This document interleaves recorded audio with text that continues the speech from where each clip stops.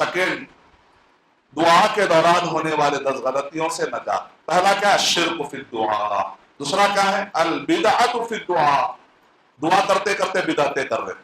शिर्क और बिदअत में फर्क है। जब बंदा शिर्क कर लेता है तो उसके जिंदगी के सारे नेक अमल तबाह, जितने 40 साल से नमाजें पढ़ी सब तबाह। लेकिन बिदअत, वो जो अमल कर रहा है सिर्फ वही तबाह होता है पूरे आमाल में। बिदअत और शिर्क में थोड़ा सा फर्क। अल्लाह के नबी सल्लल्लाहु अलैहि वसल्लम ने इरशाद फरमाया, मन अहदता फी अमरिना हादा मा लैसा मिनहु फहुवा रद्दुन। सही मुस्लिम की रिवायत। और वो फी रिवायत, और एक रिवायत में मन आमिला अमलन लैसा अलैहि अमरुना फहुवा रद्दुन। जो भी आदमी ऐसा अमल करे जो हमारा आज के मामले में नहीं था, नबी और सहाबा के जमाने में जो दीन नहीं था, उससे हटकर कोई नया दीन, नई शरीयत, नया तरीका आप ईजाद कर लेते हैं और समझते हैं कि आप बहुत दीनदार है, तो दरअसल आपका वो काम मरदूद है।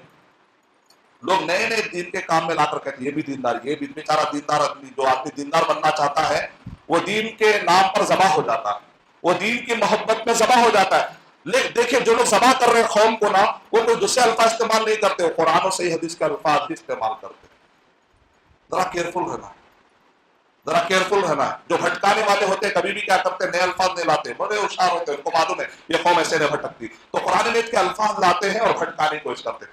आपको दरूद से बड़ी मोहब्बत होती है तो लोग क्या कहते हैं, दरूद लखी पढ़ो, पढ़ने लगता है बेचारा। दरूद गंजी ना पढ़ो, पढ़ने लगता है।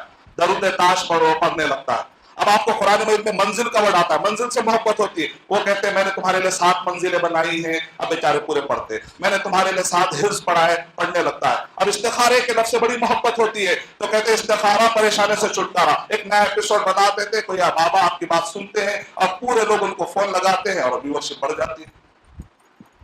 सलाते हाजत, सलाते तौबा, सलाते इस्तिगासा, अच्छे अच्छे अल्फाज हैं, लेकिन शक्लें अपनी अपनी बनाते हैं।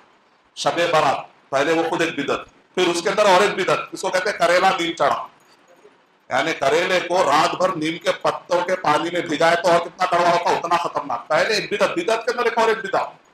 रात में सलातो तौबा पढ़ते लोग मिलकर, इतने मरतबा खुल के सूरे पढ़ो, अपनी तरफ से अदद मुकर्रर करना, अपनी तरफ से तादाद मुकर्रर करना, अपनी तरफ से टाइम मुकर्रर करना, अपनी तरफ से जगह मुकर्रर करना, अपने तरफ से नया तरीका बता देना, अपने तरफ से नई शक्ल बता देना। ये सब क्या है? बिदअत के तरीके।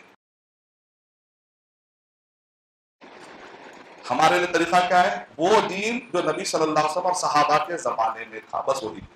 कोई भी आपको आकर कहे ये पढ़ लो, ऐसा हो जाता, इतने मरतबा पढ़ लो, ऐसा कर लो, इस तरीके से कर लो, आप कहिए 1 मिनट मैं करूंगा बाद में। क्या ये नबी सल्लल्लाहु अलैहि वसल्लम के और सहाबा के जमाने में था क्या? नहीं था। नहीं, इसके फायदे था या नहीं था? अल्लाह के नबी सल्लल्लाहु अलैहि वसल्लम सहाबा के जमाने में था नहीं भाई, इसके बहुत फायदे, बड़े आलिम है, मुजर्रब आलिम है, फला से फारिग है, आपको नहीं मालूम, वो बहुत, वो सब नहीं भाई।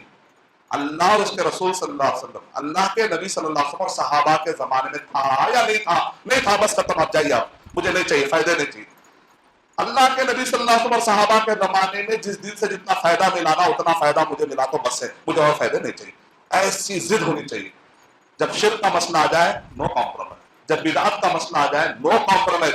जब ये जिद पैदा करोगे तो तौहीद पैदा होगी।